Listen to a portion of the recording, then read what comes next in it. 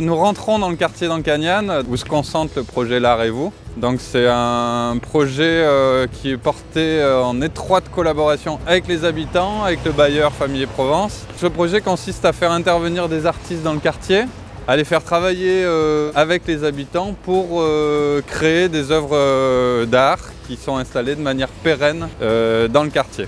Donc on arrive justement sur la première œuvre qui a été créée en 2017 par un artiste qui s'appelle Thomas Robichung. C'est une œuvre en fait qui représente à la fois par le dégradé de couleurs les identités culturelles du quartier et à la fois qui donne la parole aux habitants via ses écritures tout autour. Et il s'est vite rendu compte que les habitants avaient beaucoup de choses à lui dire. Effectivement, il y a eu une conversation qui s'est installée entre l'artiste et les habitants tout le long du projet.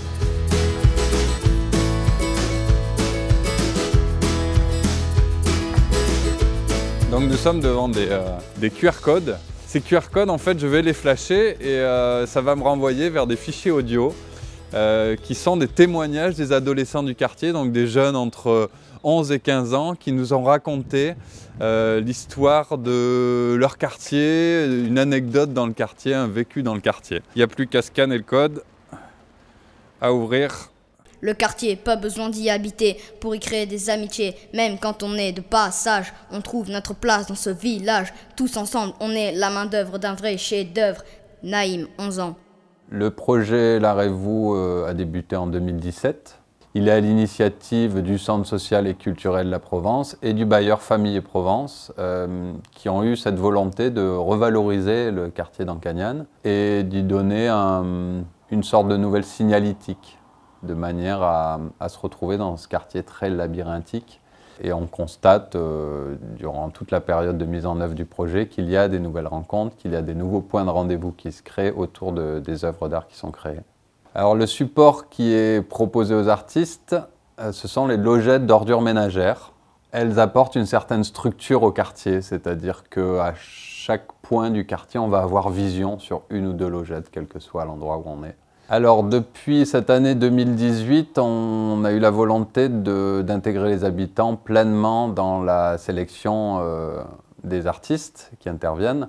On a décidé de constituer un comité d'habitants qui sera représenté par 4 habitants élus par les autres, par 3 enfants, par 3 adolescents, par 2 associations de quartier, par 2 commerçants. Ce qui va permettre une discussion autour des artistes qui peut-être nous a manqué l'année dernière. L'idée étant aussi de les amener vers la médiation et en quelque sorte devenir les médiateurs du quartier.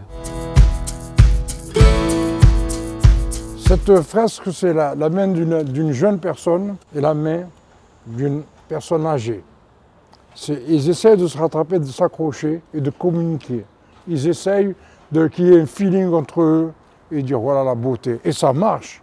J'aime bien mon quartier, j'aime bien qu'on s'en occupe, mais avant tout, pour aimer quelque chose, il faut avoir le bien-être. Je souhaite à tout le monde déjà. Moi je trouve que justement ça rajoute un peu de poésie dans la cité et ça fait plus joli quoi, que de voir des façades toutes grises ou toutes blanches. C'est plus beau. Vous savez, les dégradations, ça et tout, ça s'atténue pour moi. C'est des jeunes qui sont un peu délaissés, alors ils se dégradent, mais c'est pas des grosses dégradations. Moi je dis ça. On peut les atténuer et leur donner un autre sens, c'est-à-dire améliorer et chanter dans le quartier. Si on arrive là, si moi j'arrive là, je serai le plus heureux. Ah oui. Allez, alors, ok. Alors, tu peux...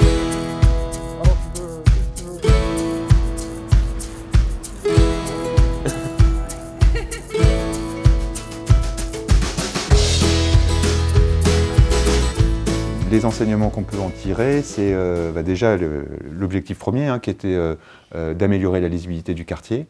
Les habitants maintenant se repèrent autour de ces objets. On a des bâtiments qui sont tous les mêmes. Quand on se repérait dans le quartier jusque-là, c'était moitié par rapport aux rues, moitié par rapport au nom des bâtiments.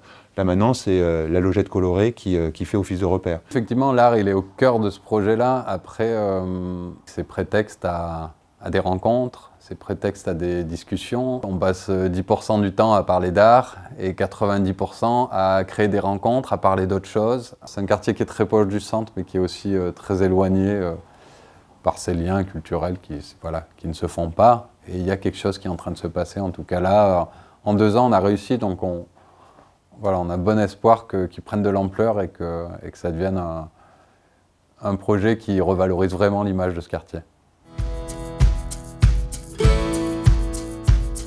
Forcément, un bailleur a comme préoccupation d'avoir un patrimoine bien entretenu, d'avoir un patrimoine où les occupants sont plutôt sereins et détendus, où ça se passe bien, où on a peu de logements vacants, les gens sont contents d'habiter, où il y a du lien qui se passe. Ben, tout ça, ça se passe forcément en les faisant se rencontrer, en les faisant imaginer des choses ensemble. Et donc, de créer ce lien social, pour un bailleur, c'est quelque chose qui est forcément éminemment important. Le projet Larez-vous n'est pas une finalité en soi, et ce qui est important aussi, c'est de voir les suites qu'on compte y donner. Là, on a enclenché une dynamique justement de suite, où justement, avec le fonds de dotation, on est allé chercher des mécènes privés. Et donc on a signé donc, en novembre dernier une première convention de mécénat avec l'entreprise Eiffage qui va nous accompagner sur 3 ans supplémentaires. Et donc Famille Provence s'engage encore sur ces 3 prochaines années pour continuer le projet qui a été initié par le centre social. L'innovation sociale, c'est quelque chose qui est un peu transbailleur, qui doit transcender la frontière de propriété des différents bâtiments sur un quartier. Et c'est pour ça qu'on a créé ce fonds de dotation qui permet à la fois donc, de générer des opérations d'innovation, mais surtout de les générer interbailleurs. Donc nous, on va toujours être un peu à l'origine, on va toujours impulser un peu le mouvement, mais on va faire en sorte que les autres nous suivent parce qu'ils vont y trouver un intérêt.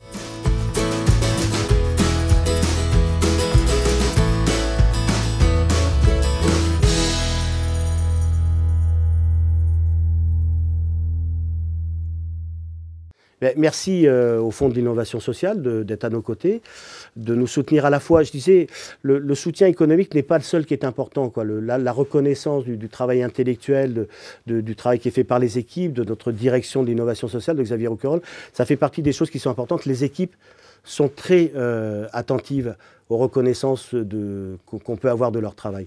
Donc merci de nous avoir accordé ce soutien.